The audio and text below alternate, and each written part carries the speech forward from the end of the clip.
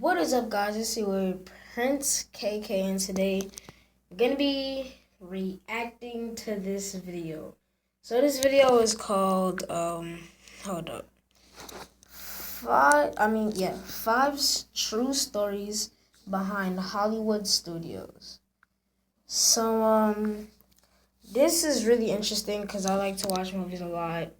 I have like tons of favorite movies. So this is going to be really interesting. I'm going to find some stuff out that I never knew before myself. So let's get into this reaction. Hi everyone.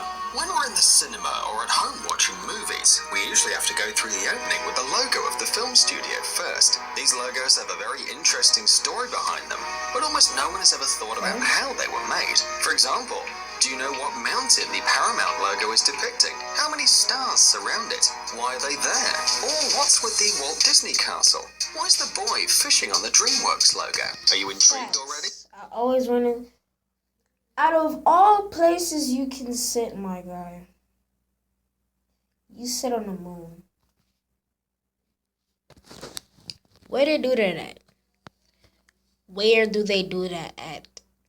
Then get yourself comfortable while we show you the history of the most famous studio logos. Let's get it on. Let's go. This is interesting. DreamWorks. One day back in 1994, three brilliant people got together. Director Steven Spielberg, Disney director Jeffrey Katzenberg, and I have to roast the one in the middle. Boy, got that beanie head, yellow teeth, geek head. Oh my gosh, they're so ugly. music producer David Geffen. They decided to create a new film studio that's now known as DreamWorks. We associate the company's name with the fishing boy of the logo. Yeah, the one sitting on the moon. But the original idea was actually slightly different. They were originally looking for a computer-generated image of a man fishing from the moon. But visual effects artist Dennis Muren, who was then working along with Spielberg, insisted on making the logo by hand. And so they asked illustrator Robert Hunt to draw it. Hunt was called in to execute the final image on which the motion version was based. It took Hunt 3 months to complete the final motion logo with the boy fishing from the moon. Spielberg loved this version and decided to use it for his new company. By the way, the moon boy is William Hunt, the son of the illustrator. Paramount Pictures. The Paramount Pictures company was... Hi, yo. Alright, so... I understand that his son is the one on the moon, but he don't get no fame for it. The only thing he'll get fame for is like, oh, the William, does your dad have a new movie out? Like, that's the only fame that he'll get from this. Like, nobody knows it's him. Only 11. No, I'm playing. But see how much views is on this though. 11,247,357 views. Yeah, so 11 million people. Created in 1912 by Adolf Zucker, a film investor, and the Frohman brothers, theatre magnates at the time. Originally, the studio went by another name, Famous Players Film Company. The famous Paramount Pictures logo shows a majestic mountain peak covered in snow and surrounded by a ring of stars. It was created by the illustrator William Hodgkinson, who based his work on the Ben Lomond Mountain in Utah, where he spent his childhood. The original logo had 24 stars, one for every movie star that back then had a contract with the studio. However, nowadays there are only 22, and no one knows why. Eventually the logo changed a bit. See, 22. It was 24, but now it's 22. There is way more behind this than just, oh, suddenly nowadays they want to make it easier to count, so they gonna turn this to 22 like that. Nobody does that, okay? Like, that makes no type of sense. Now, as a result of technological development, instead of the original mountain picture, we see a computer-generated image. Columbia Pictures. This famous logo depicting a woman holding a torch, a symbol of a... Dude, she looked like this. I always thought that was the Statue of Liberty, without the green on her. Like, I always thought that that is what it was when I was like a little kid. Watching the Amazing Spider-Man, and I would see that lady. I'll be like, Mom, that's the lady. That's the Statue of Liberty. Spider-Man. America was created in 1924 and showed a lady draped in a US flag and holding a torch. There were no clouds in the background, and the forehead of the woman was covered with a headdress. It looked very primitive, and the whole picture looked more like a sketch. 6 years later, the logo was improved. The lady became more elegant. She coiffed her hair and lost the headdress, and the flag was now barely seen. The font was now different, the letters got bigger, and the writing was now behind the girl. But the most important thing was that the empty background was now filled with clouds, and the torch was no longer flickering and blinking, but glowing smoothly instead. In the next few years, the I thought he said a clowns. I didn't know he said a clouds. Get your English right, homeboy.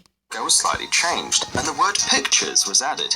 But the now classic look of the logo was created in 1993, after Columbia Pictures was bought by Sony. The logo was repainted digitally by New Orleans artist Michael Diaz. Michael Diaz hired Jenny Joseph as a model for the logo. Diaz decided that the flame shouldn't be so bright, and that the logo should mainly focus on the girl. Therefore, she was redrawn more elegant and tender than ever before. Finally, in 1996, the animation was changed. First, you could see the torch and then the rest of the picture. Also, during the opening, you can hear a tune written by Jonathan Elias. Metro-Goldwyn-Mayer. In 1924, American lyricist Howard D. This is completely animated.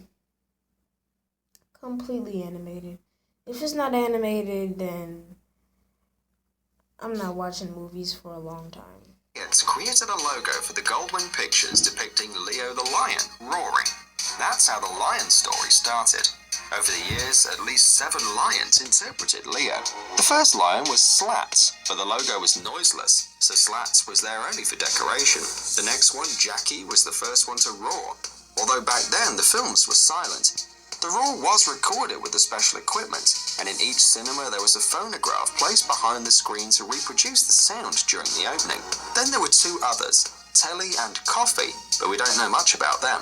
Then there was Tanner, famous for its perfect mane. And finally, in 1957, the studio shot the logo featuring its most famous lion, the one we all know from our childhood. He is called Leo, and he's the one we still see on the logo.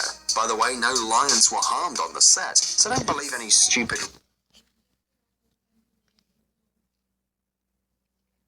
Bro. So you're telling me that they had... So, Hillary, I'm about to ask a question. If it's like a big poster card with the lion in the face thing, right? How do they turn it into an animation? Like, this is like back in the days. You do not do this on a regular. You do not put a lion's face in a box on a regular.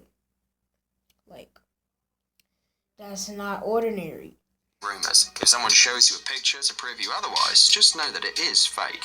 The Walt Disney Company. Just like Warner Brothers, Columbia Pictures, and many other companies, the Walt Disney Company was founded by 2 brothers, Walt and Roy Disney. This was back in 1932.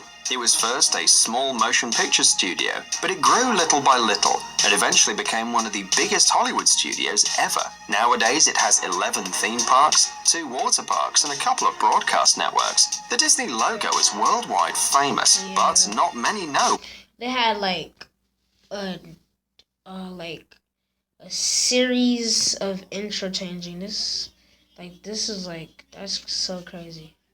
What the castle depicts. The castle is actually called Neuschwanstein, or New Swanstone Castle, and it is a 19th century Romanesque revival palace in southwest Bavaria in Germany. It was the prototype for the logo. Besides, it was the prototype for the Sleeping Beauty themed castle in the Disneyland park in Paris. But the logo looked like this until 2006. It was then replaced by a totally new 3D computer-generated logo created by the Weta Digital Studio, based on another Disneyland fortress, the Cinderella Castle, which used Chateau Doucet as a prototype. The new logo was first shown on the premiere of the movie Pirates of the Caribbean: Dead Man's Chest. Hate that Thanks for movie. watching. Please like and share the video in social Hate that networks. movie. But anyways, guys, I hope you guys enjoyed this video. Drop a comment down below. Yeah, that way. Drop a comment down below. And yeah, man. Like, comment, subscribe, and I'll see you guys in the next video. Peace out, homeboy.